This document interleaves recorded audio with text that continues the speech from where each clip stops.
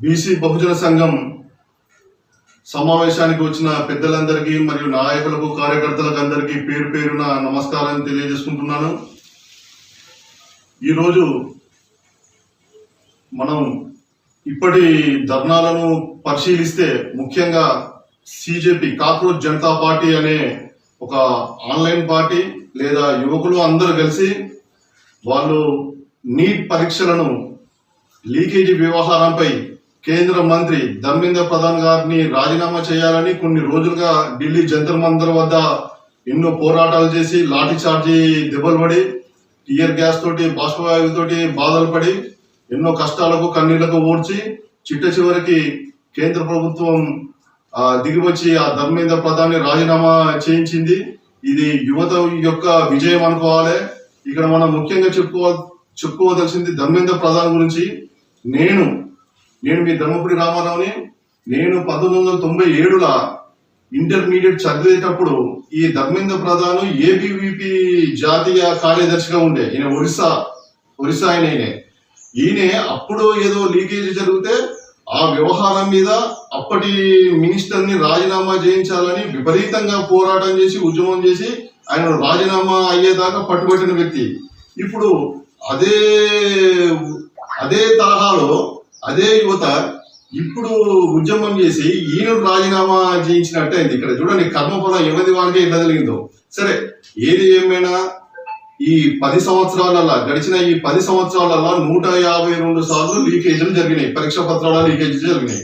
గడిచిన 20 సంవత్సరాలలో అది ఎన్డీఏ ప్రభుత్వం కానీ యూపీఏ ప్రభుత్వం కానీ గడిచిన 20 సంవత్సరాల్లో 285 సార్లు లీకేజీలు జరిగినాయి. కానీ ఇంతమంది రాజీనామా చేయలేదు. అన్నిటికన్నా ముఖ్యం నీట్ ఎగ్జామ్ విషయానికి వస్తే ఎన్టీఏ అనే ప్రభుత్వ సంస్థ, దానికి ప్రదీప్ కుమార్ జోషి అనే ఆఫీసర్ దాన్ని లీడ్ చేస్తా ఉంటాడు. నిజానికి రాజీనామా చేయాల్సింది ఆ ప్రదీప్ కుమార్ జోషి. కానీ మనం రాజకీయాలకు అలవాటు పడ్డాం. యువత కూడా రాజకీయాల వైపే మొగ్గు చూపుతోంది. రాజకీయ నాయకులు, రాజకీయ పార్టీలు, అన్ని రాజకీయ పార్టీలు యువతను వాడుకుంటాను తప్ప యువతకు ఎలాంటి ప్రయోజనం చేకూర్చేదైతే లేదు.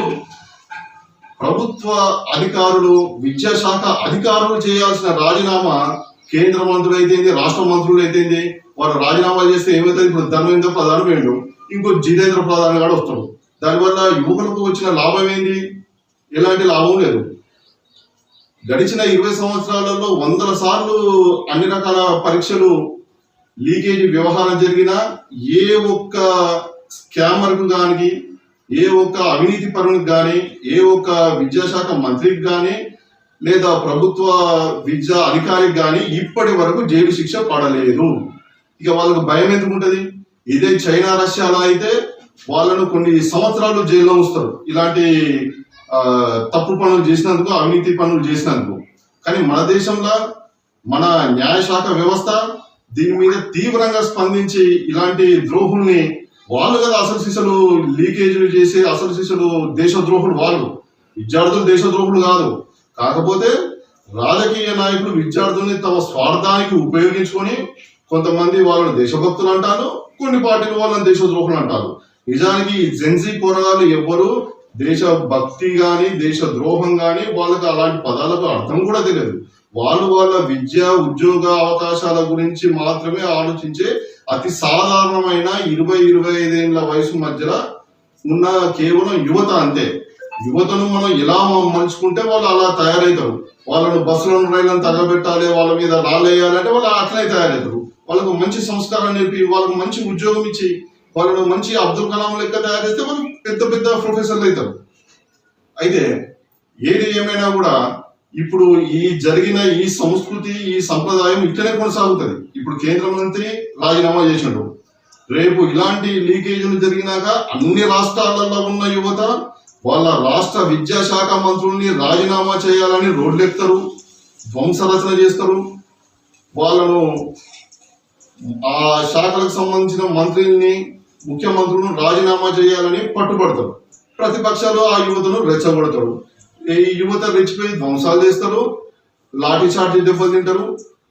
దీనివల్ల రాజకీయ లబ్ధి పొంది రాజకీయ అధికార పీఠాన్ని, రాజకీయ కుర్చీని మాత్రం మళ్ళా ప్రతిపక్షం నుంచి అధికార పక్షం నుంచి ప్రతిపక్షం, ఎన్డీఏ, యూపీఏ ఈ రాజకీయ నాయకులే బాగుపడతారు తప్ప యువకులకు కానీ, రైతులకు కానీ, కార్మిక కర్షకులకు కానీ ఎలాంటి ప్రయోజనం జరగదు.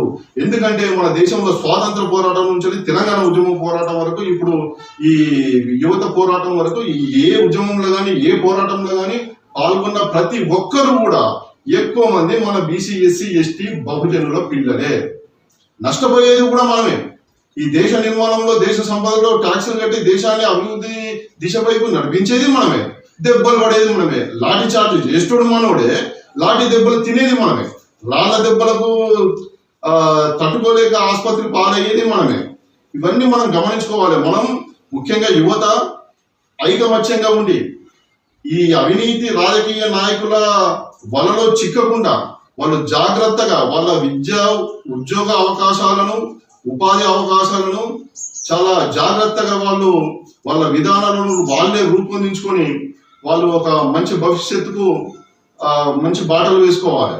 మన దేశంలో ప్రతి సంవత్సరం 1,20,00,000 మంది యువత, అంటే ఉన్నత విద్యావంతులు కానీ, లేకపోతే చదువు సరిగా ఫెయిల్ అయిన విద్యార్థులు కానీ, వీళ్ళందరూ కలిసి 1,20,00,000 మంది ప్రతి సంవత్సరం బయటికి వస్తాము విద్యా సంస్థల నుంచి.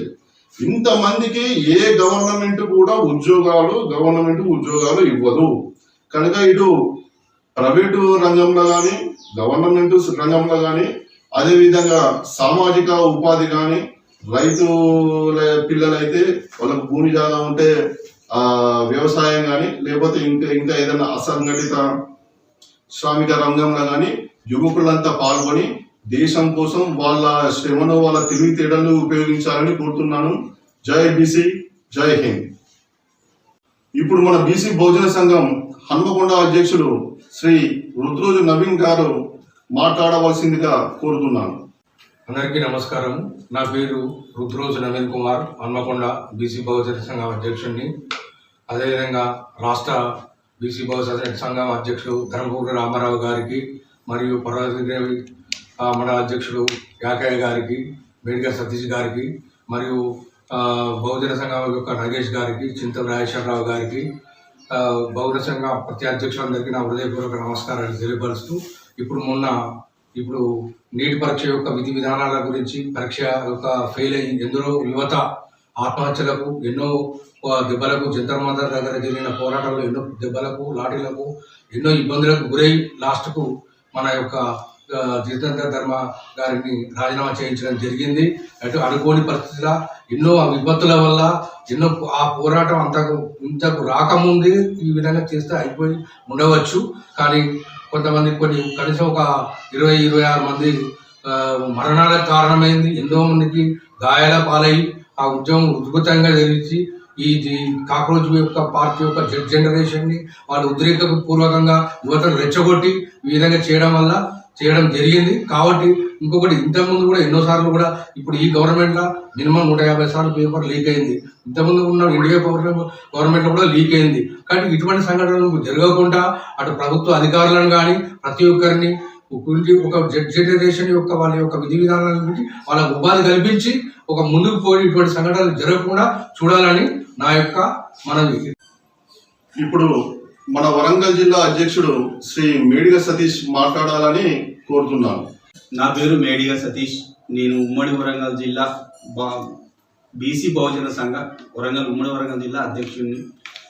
ఈరోజు ఇక్కడ నన్ను ఈ మీటింగ్కు ఆహ్వానించినందుకు, అలాగే మన ప్రోగ్రాం అరేంజ్ చేసిన మన రాష్ట్ర అధ్యక్షుడు ధర్మపురి రామారావు గారికి, అలాగే మన హన్మకొండ జిల్లా అధ్యక్షుడు బీసీ బహుజన అధ్యక్షుడు నవీన్ గారికి, అలాగే పర్వతగిరి మండల అధ్యక్షులు యాగన్న గారికి నా హృదయపూర్వక ధన్యవాదాలు తెలియజేస్తూ, ఈరోజు మనం ఇక్కడ మీటింగ్ ఏర్పాటు చేయడానికి ఒక ముఖ్య కారణం, ప్రధాన కారణం ఏమిటంటే, నెల రోజుల నుండి జరుగుతున్న నీట్ పరీక్ష లీకేజ్ వ్యవస్థ చాలా బాధాకరమైనది. భారతదేశం అంతా తలదించుకునే పరిస్థితికి దిగదారింది ఈరోజు విద్యా వ్యవస్థ. ఈ ప్రపంచ దేశాన్ని కుదిరివేస్తుంది. ఈ సమస్య మనం ఆలోచించాల్సిన అవసరం చాలా అవసరం. ఇలా ఎన్నో విద్యా సంవత్సరాలు వృధా అవుతున్న సమయంలో ఈరోజు బీసీ విద్యార్థులు, బహుజన విద్యార్థులు అందరూ కలిసి ఏకమై ఈరోజు రాజకీయ వ్యవస్థపై తిరుగుబాటు చేస్తే తప్ప మన విద్యాశాఖ మంత్రి రాజీనామా చేయడం జరిగింది. అంటే దీన్ని బట్టి మనకు ఏమర్థమవుతుంది? ఈ రాజకీయ వ్యవస్థ ఉద్యమాలు చేసి ప్రాణాలు కోల్పోతే తప్ప వీళ్ళు తలదించుకునే పరిస్థితికి రావడం లేదు. కాబట్టి బీసీలు కూడా ఆలోచించాల్సిన అవసరం ఉంది. చట్టసభల్లో మన బీసీ చట్టం అమలు కావాలి అంటే బీసీలంతా ఏకమై వీళ్ళకు ఉద్యమాల ద్వారానే కనువిప్పు చేయాల్సిన అవసరం ఉందని బీసీలు ఆలోచించాల్సిన అవసరం ఉంది. ఈ సందర్భంగా చెప్పేది అదే ముఖ్య విషయం. కాబట్టి ఈ అవకాశం పెద్దలందరికీ, బీసీ నాయకులకు, కార్యకర్తలందరికీ, ఇక్కడ కూర్చున్న కార్యకర్తలందరికీ నాకు హృదయపూర్వక ధన్యవాదాలు చేస్తూ ఈ అవకాశం ఇచ్చిన పెద్దలందరికీ ధన్యవాదాలు. మన బీసీ బహుజన సంఘం పర్వతగిరి మండల అధ్యక్షులు శ్రీ అల్లాడి యాగయ్య గారిని వాళ్ళ అభిప్రాయం తెలపాలని మనం ఆహ్వానిస్తున్నాము. నా పేరు అల్లాడి యాకయ్య. నేను బీసీ బహుజన సంఘానికి పర్వతగిరి మండల్ అధ్యక్షుడిని. అట్లాగే ఈరోజు జరుగుతున్నటువంటి ఈ యొక్క మన జరిగినటువంటి నీటు ప్రశ్న పత్రాల లీకేజీలో చాలా అన్యాయమైనటువంటి పోరాటం జరిగింది. విద్యార్థులు కూడా చాలా లాఠీ చార్జీలకు వచ్చి వాళ్ళకు ఉన్నటువంటి భవిష్యత్తును ఎంతో భావితరాలకు ఉండాలని పోరాటం చేసిన అందరికీ నా హృదయపూర్వక ధన్యవాదాలు తెలుపుతున్నాను.